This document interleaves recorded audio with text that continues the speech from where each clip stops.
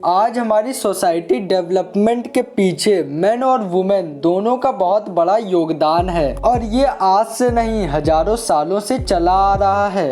और इस बात की पुष्टि हमारे एंथ्रोपोलॉजिस्ट ने भी की है। उनका कहना है कि मेन ह्यूमन सिविलाइजेशन से ही वुमेन से ज्यादा ताकतवर है, पर वुमेन किसी भी चीज को मेन से ज्यादा अच्छे से मैनेज कर सकती हैं। और इसी वजह से जब ह्यूमन एवोल्यूशन शुरू हुआ, मेन हंटिंग के लिए जाते थे और वुमेन घर का ध्यान रखती थी। और ये चीज आज भी हमारी सोसाइटी में फॉलो होती है। और तभी हमारे एक साथ काम करने की वजह से आज हम इतना डेवलपमेंट कर पाए हैं। फिर भी हमारी सोसाइटी में वुमेन्स को 19th सेंचुरी तक उतनी रिस्पेक्ट नहीं मिलती थी, पर आज हमारी सोसाइटी बहुत तेजी से जेंडर इक्वलिटी की तरफ बढ़ रही है। साथ ही डॉक्टर्स को अपनी स्टडी में ये भी पता चला है कि हर ह्यूमन अपने इम्पीरियो स्टेज में 4 महीने तक लड़की ही होता है। पर आज हम जानेंगे दोनों की एक ही ओरिजिन होने के बाद भी हमारी पसंद नापसंद इतनी अलग क्यों है। और लास्ट में ये कंक्लूजन निकालने की कोशिश करेंगे कि मेन ज्यादा इंटेलिजेंट है या वुमेन। कई लोग ये भी मानते हैं कि मेन मार्स से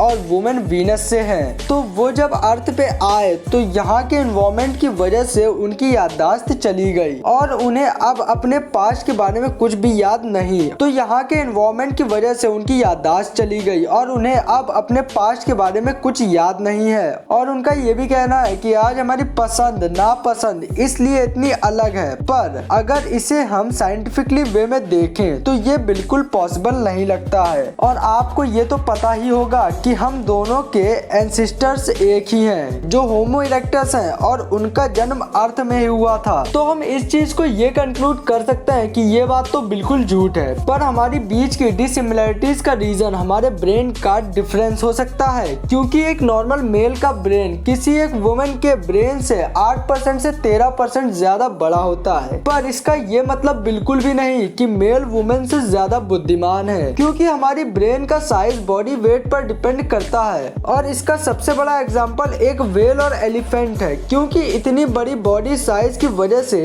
इनका ब्रेन साइज भी बहुत बड़ा है, फिर भी ये इंटेलिजेंस के मामले में ह्यूमन से बहुत पीछे हैं। साथ में वुमेन के ब्रेन में मेल की ब्रेन से ज्यादा फोल्ड होते हैं, जिससे उन्हें ज्यादा सरफेस एरिया मिलता है, जिससे इंफॉर्मेशन प्रोसेस पावर बढ़ जाती है। और आपको ये बात जानकर हैरानी होगी कि वुमेन ब्रेन दोनों हेमिस्फीयर से कनेक्ट होते हैं और वो एक समय में कई सारे काम कर सकती हैं। पर मेल के केस में ब्रेन दोनों हेमिस्फीयर से कनेक्ट नहीं होते हैं, साथ ही वो एक समय पे एक ही काम कर सकते हैं और उन्हें अगर बहुत से काम दे दिए जाए तो वो इरिटेट होने लगते हैं। और अगला डिफरेंस तो आपने जरूर ही नोटिस किया होगा कि किसी भी चीज को वुमेन मेन से ज्यादा देर तक कर सकती हैं और मेन किसी भी चीज को थोड़ी देर में करने के बाद बोर हो जाते हैं। और ये चीज बॉयज की वीक नर्वस सिस्टम की वजह से होता है। साथ में women brain temperature male brain temperature से ज्यादा होता है और ये उनके ब्रेन में ज्यादा ग्लूकोज बर्न होने के कारण होता है। और यही कुछ रीजंस हो सकते हैं कि हमारी पसंद और नापसंद इतने अलग हैं। पर जैसा कि मैंने स्टार्टिंग में कहा था कि लास्ट में जानेंगे कि हम में से कौन ज्यादा इंटेलिजेंट है। तो अकॉर्डिंग टू हिस्ट्री हमें बहुत सारी फीमेल साइंटिस्ट देखने को मिलेंगी, जैसे Marie Curie, Lise Meitner and many more. पर मेल साइंटिस्ट का नंबर लिस्ट इनसे बहुत ज्यादा है। और बिजनेस की फील्ड में देखें तो मेल्स की संख्या फीमेल से ज्यादा है। और शायद ये इसलिए भी है क्योंकि हमारे समाज ने वुमेन्स को मेन जितना मौका नहीं दिया, और शायद अगर फीमेल्स को मेल्स जितना मौका मिलता तो वो मेल्स को हरा देती।